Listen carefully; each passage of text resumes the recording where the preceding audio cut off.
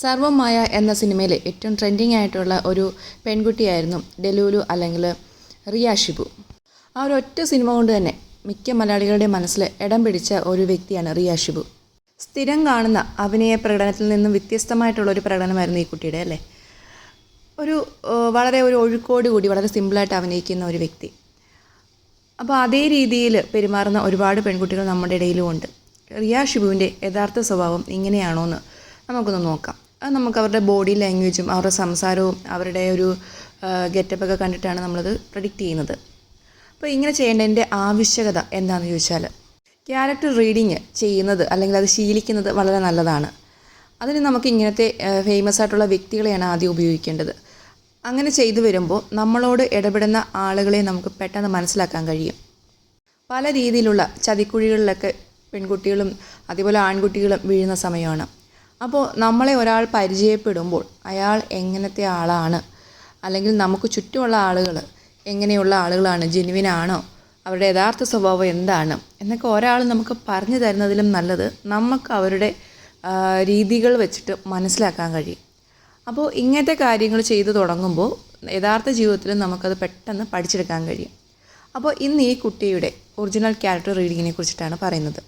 ഇതിൽ പറയുന്ന എല്ലാം കറക്റ്റ് ആവണമെന്നില്ല, ഇതെല്ലാം നമ്മളൊരു ഊഹം മാത്രമാണ്.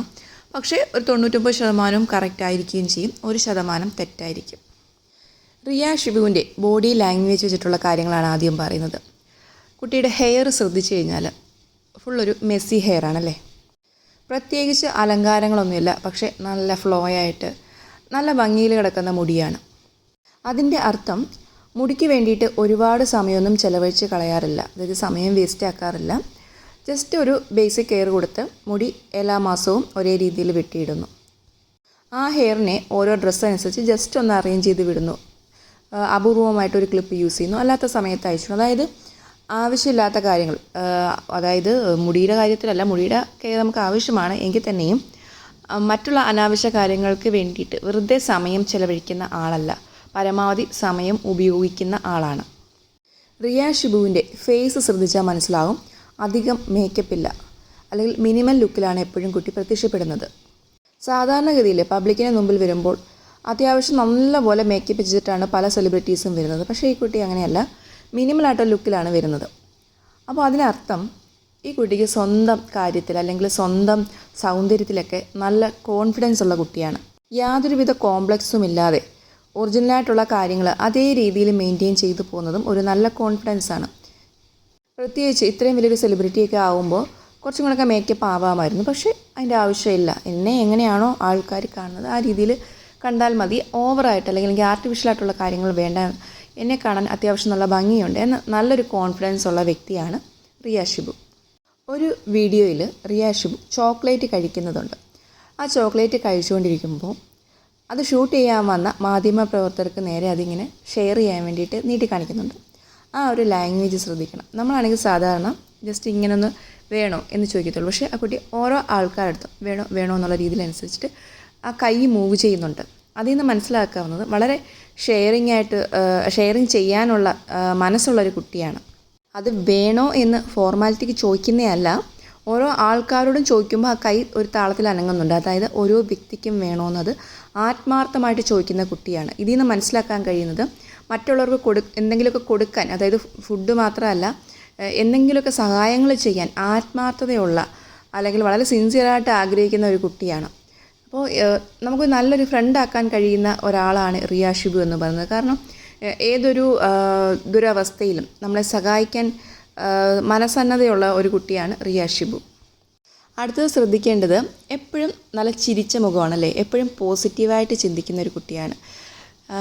ആ ഒരു ഫേസ് കാണുമ്പോൾ തന്നെ, ചിരിക്കുന്ന ഫേസ് കാണുമ്പോൾ തന്നെ നമുക്കും കൂടി ഒരു പോസിറ്റിവിറ്റി കിട്ടും.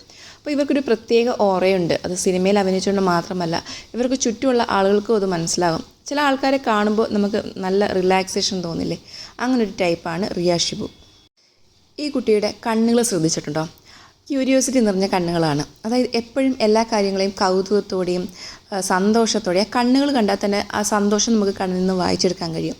അപ്പോൾ പുതിയ പുതിയ കാര്യങ്ങൾ അറിയാനും മറ്റുള്ളവരുടെ കാര്യങ്ങളൊക്കെ കേൾക്കാനൊക്കെ വളരെ ക്യൂരിയോസിറ്റി ഉള്ള ഒരു ആളാണ് റിയ ഷിബു.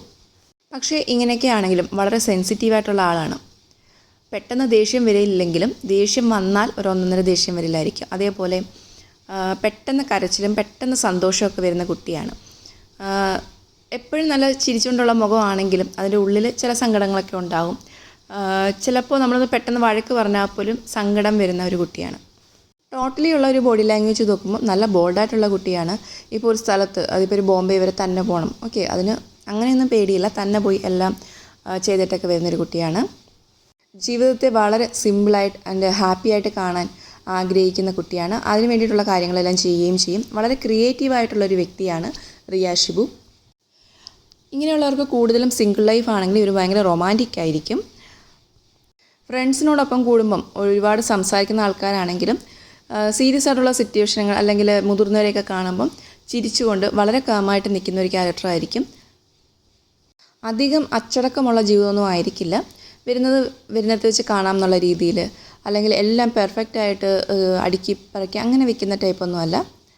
പക്ഷേ അവരുടെ റൂമും അല്ലെങ്കിൽ പഠിക്കുന്ന കാര്യങ്ങളെല്ലാം വളരെ നീറ്റായിരിക്കും.